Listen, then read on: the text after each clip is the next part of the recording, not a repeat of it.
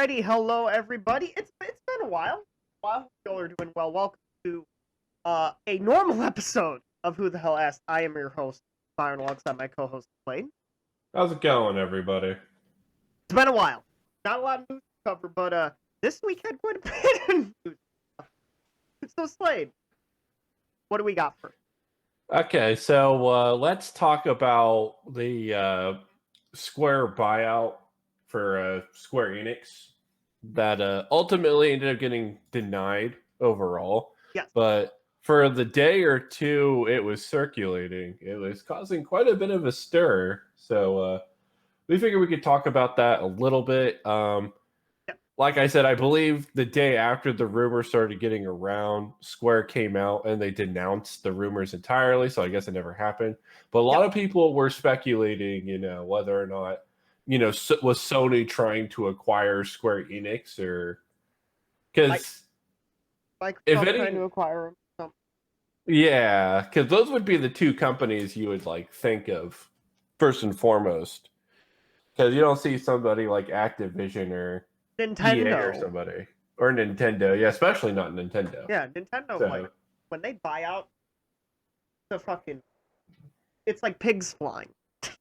Yeah, so overall, that was an interesting bit of news for a couple of days. Byron, what did you think about it? So obviously, the reason Square put this out was because their stock went up about, I believe, 13 or 14%. So obviously, they had to be like, whoa, stop. Oh yeah, let it put out the flames. Yeah. Basically, Bloomberg has reported today that there is interest from several buyers to acquire Square Enix. However, the report is not based on any announcement by Square Enix Holdings Limited. We do not consider selling off the company or any part of its businesses, nor have we received any offer from any third party to acquire the company or any part of the business. So it's like, yeah, we're not planning to sell right now. And we haven't gotten any offers. So just stop. It was wild news. Because it's like, normally, these rumors, and generally we don't cover that many rumors here on the show, but generally these rumors don't get they don't get crazy like this, like making a company stock jump up 30%. Yeah, I think it's because Bloomberg reported on it and they've had somewhat reputable information. It seems to kind of be hit and miss with them, honestly. Yeah, and they're like a big reputable, one of the more reputable. Overall, it was just a false alarm. Square Enix is going to remain Square Enix under their own flag. So anybody who was worried that their games would suddenly end up being exclusive to one of the consoles or something, no need to worry quite yet. But I don't know. Final Fantasy VII Remake hasn't left the PlayStation 4 and now PlayStation 5, so that could be an issue there. But either way, it was just rumors, so we could go ahead and move on. More Square Enix news. Square Enix is joining the E3 2021 digital event. Yes, that is right. Right now, nobody is aware what fashion they're joining, whether or not they're going to hold their own presentation like they have in years past, or if they're simply just going to appear at the other digital events, like they're going to have games in the Nintendo Direct or in the Sony, the Microsoft presentation. Yeah, and Square was not listed originally. Square was not listed to be confirmed in the original list that the ESA gave out, which we will cover in a moment. But they have announced that they are participating. But in what form? Who knows? What form do you think they will? I think they'll actually have their own video, and it's not going to be something they bum off of, either Nintendo or Xbox or something, because they had a Square Enix Presents digital direction. I think it was. Or not direction, presentation. I think it was in March if I'm not Yeah, mistaken. I believe it was late March, maybe very early April. But yeah, And there I was a think Square it Enix ended with event. some sort of message on be on the lookout for another one in the summer Yeah. or something. So it would make sense that they have another Square Enix Presents at E3 or something. I don't know. What are your thoughts? I could see technically them doing both. I could see them having their own presentation and then also being a part of other companies' presentations. And yeah, they have done that in the past. Like they had like Kingdom Hearts 3, for example, before it came out. That appeared at both the Microsoft Sony presentations and they had their own presentation. And each of them had like different like cutscenes and stuff that they were showing off. Yeah. Like that's something that they could easily do is like they could have some of their premiere games showing at the other presentations, but then like have their own presentation would go like really into depth about them. So yeah. So overall, yeah, it's good that Square Enix is there because it's a pretty major company that you don't really want sitting out. Yeah, yeah. So even though some of their games have been disappointments lately, but I'm not going to get into that on this podcast. I'm not going to get into that on this one. I would just say it's one in particular, but yeah. Yeah.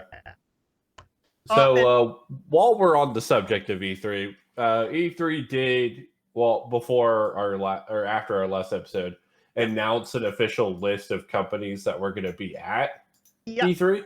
Yes. So right now the list comprises of Nintendo, Xbox, Capcom, Konami, Ubisoft, Take-Two Interactive, Warner Bros. Games, as well as Koch Media, and now you can add Square Enix to that list. Yeah, and that is the official list for game part.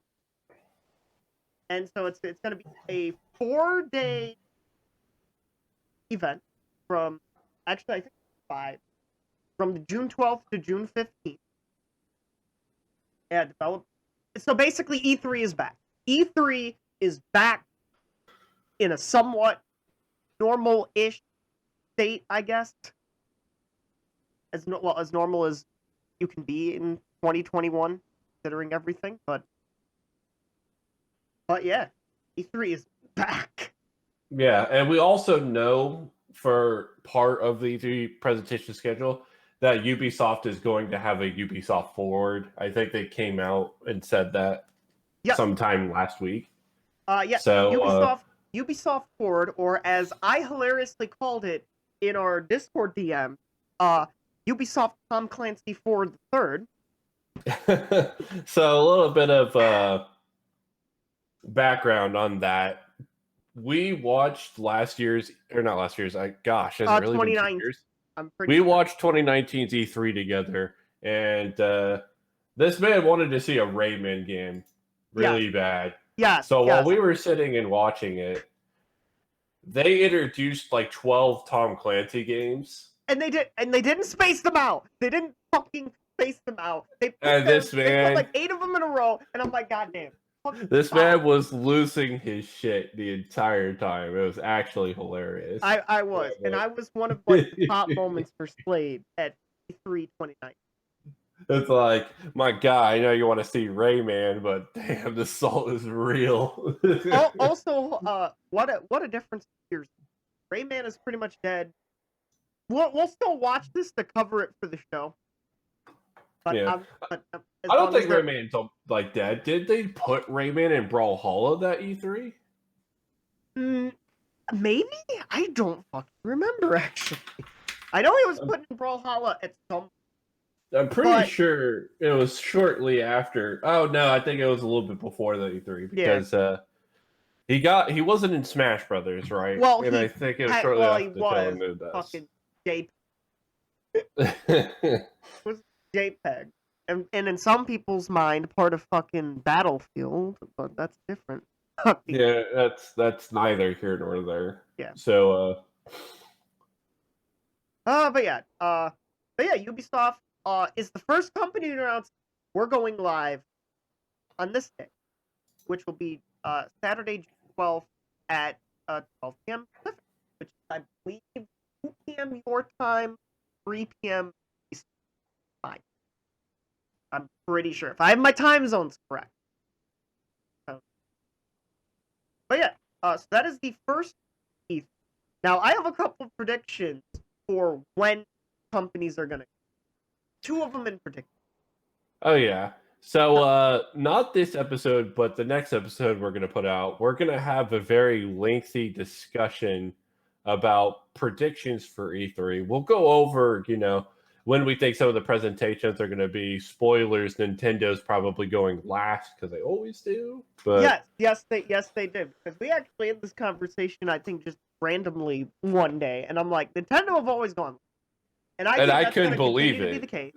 Yeah, we looked that shit up and like, oh my god, they actually always go and last. Microsoft are gonna go on Sunday the 13th, because they always go on Sunday.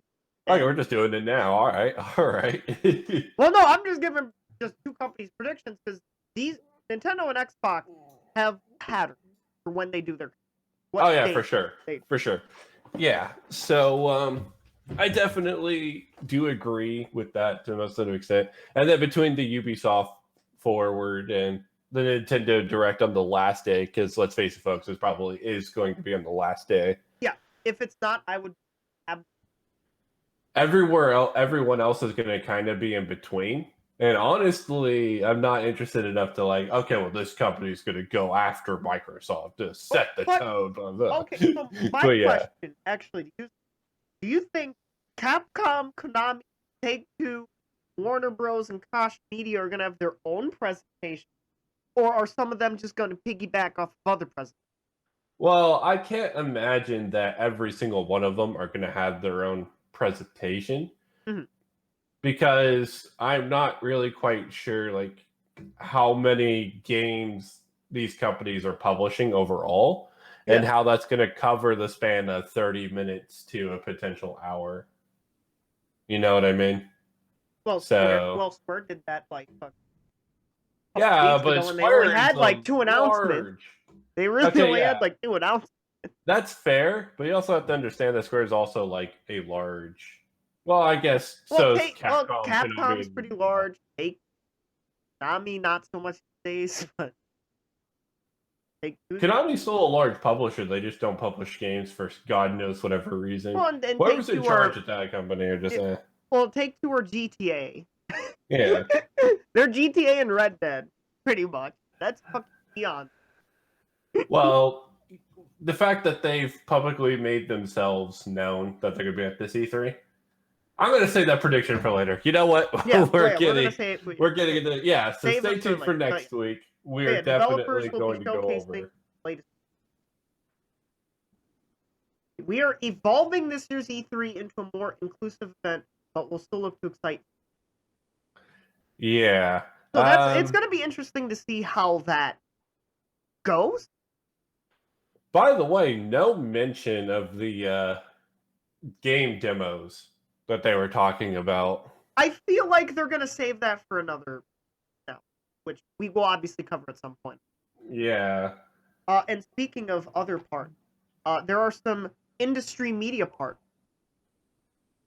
that are going to be at E3. Coke Media is one of them. We've already talked about them. IGN, Future Games, PC Gamer, and Games Radar, GameSpot, Polygon, IGN China, and Game Bonfire.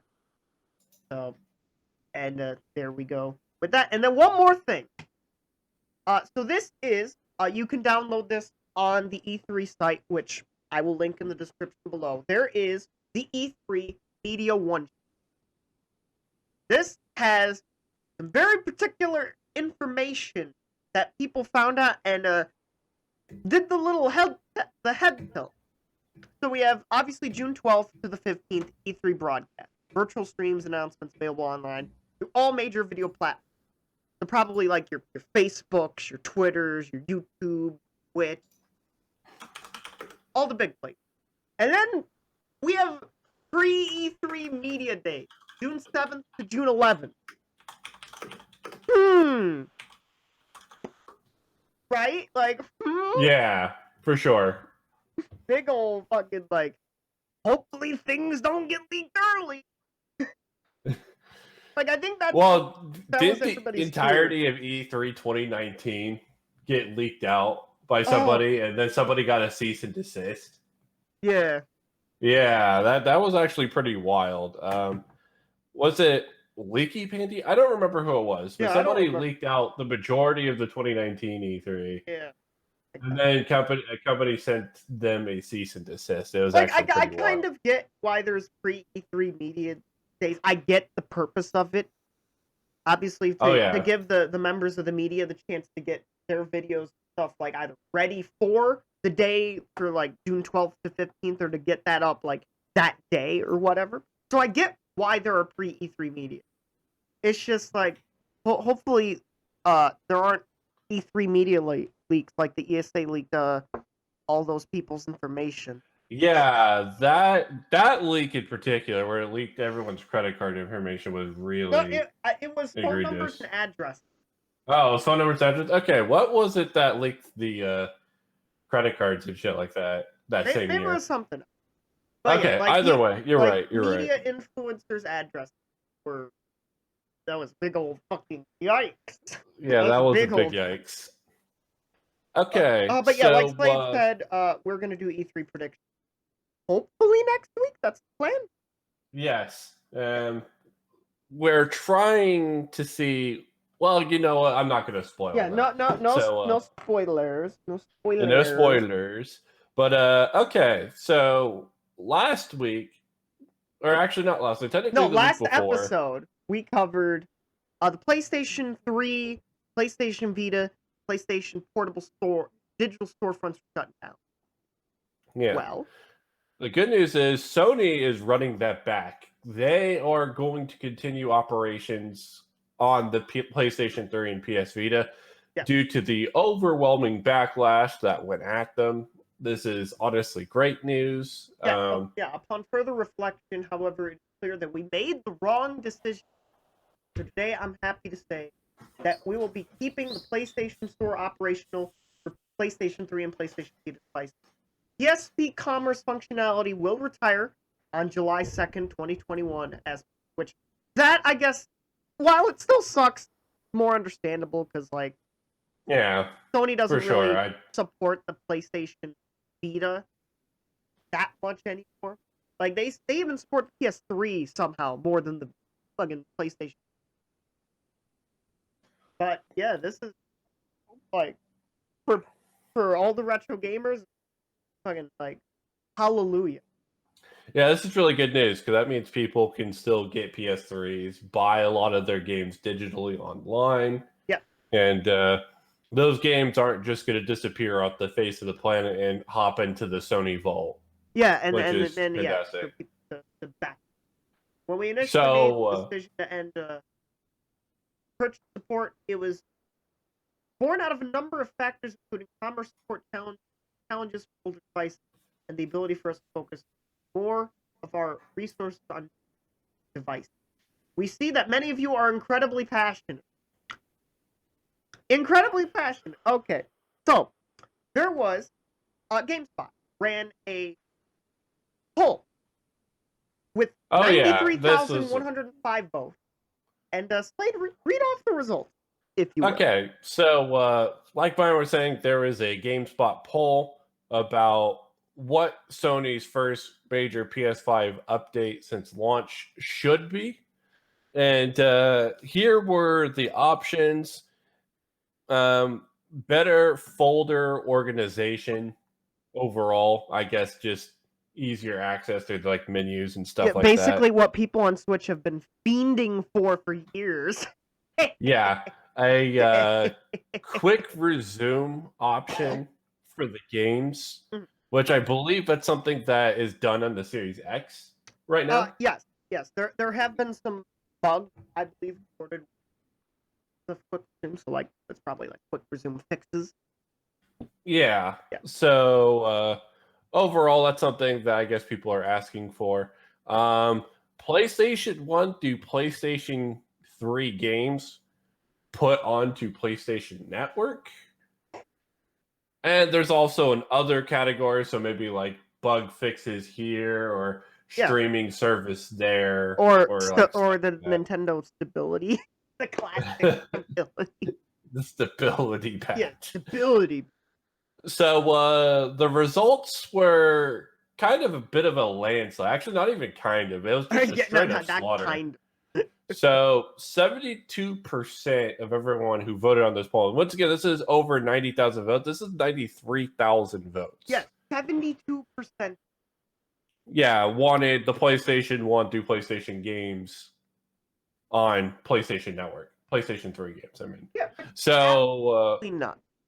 Yeah, it's absolutely nuts, but it's also kind of predictable because I think what this tells people is, or it should tell Sony, is that people don't want the gaming libraries of the PlayStation 1 through PlayStation 3 to just go away. People think the game preservation is probably a bit of a serious problem in the industry, honestly. And people are becoming more cognizant and aware of that. So they're wanting to have all their games playable on the current platform. This is why we were saying all the way back when they announced the PS5 and the Xbox Series X that it was utterly fantastic that the Xbox Series X is backwards compatible all the way to the original Xbox. Yeah, while not most games, a good chunk of games are compatible, which is a good step. Not gonna deny that. Like, that's incredible, and people, I think, wanted to see that out of Sony. At the very least, people wanted to see PlayStation 3 and 2 games. Which I guess if you get PlayStation 2, you automatically get PlayStation 1 because they run off the same fucking motherboard or whatever. Yeah, but and I digress. Yeah, and this isn't PSN like PlayStation Now. This is like you can buy them virtual console style, old school PS4, PS3 days of buying the PS classics. They want that. Not sub. Honestly, to me, it's just like the more we talk about like the issue of like backwards compatibility and like the really older games, it just reminds me that the Wii eShop was just so incredibly ahead of its time. Yeah, holy shit! It had like what TurboGrafx. It had Sega Genesis and SNES, NES, Game, N64. Like, damn. Yeah, I honestly wish. Yeah, I kind of wish that the eShop for the virtual console titles was something that continued into the Switch. I feel like that's a huge missed opportunity, but I guess it's understandable. A lot of third-party companies want to sell their own titles. Yeah, sell them in their own collections or sell them in their own subscription services. But at the very least, Nintendo should put something out for their own titles. I don't know. Well, they did. For 3 of they did for 3 of their 3D games. We're not going to get into that. Everyone's disappointed with 3D Mario All-Stars. So, and the last bit of news we're going to cover, and this is a bit of older news. Nintendo did have the Indie World presentation a couple of weeks ago. Yes, they did. Byron and I had a couple of games that we were really excited for. I'm personally really excited for Chris Tales. I really love turn-based RPGs, and I think the art style is really interesting. Byron, was there anything from the indie world that you were personally interested in? There were 2 games for me that I was excited.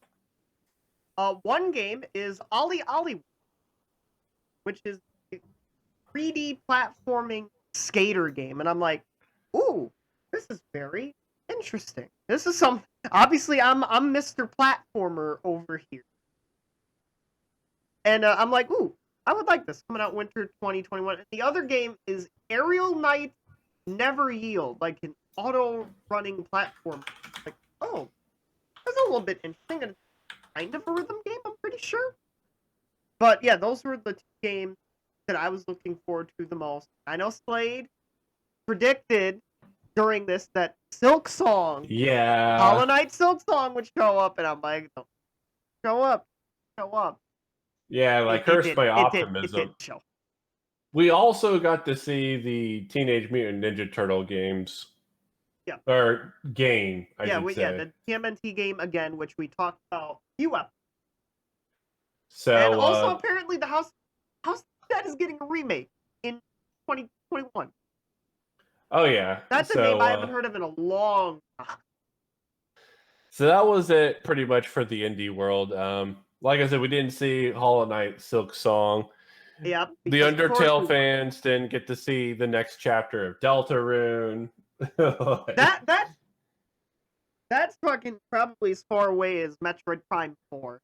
Oh, definitely. I don't think anybody's debating that. But a lot of people were pretty much disappointed just because the indie world didn't have one of those two games. But as I said, some of those other games were really interesting, so I can't wait to play them. Yeah, okay, so absolutely. I think that's it for this episode. Yes. I think we've covered everything for the last 2 weeks. Yeah, for the last couple of weeks. And so this has been Byron.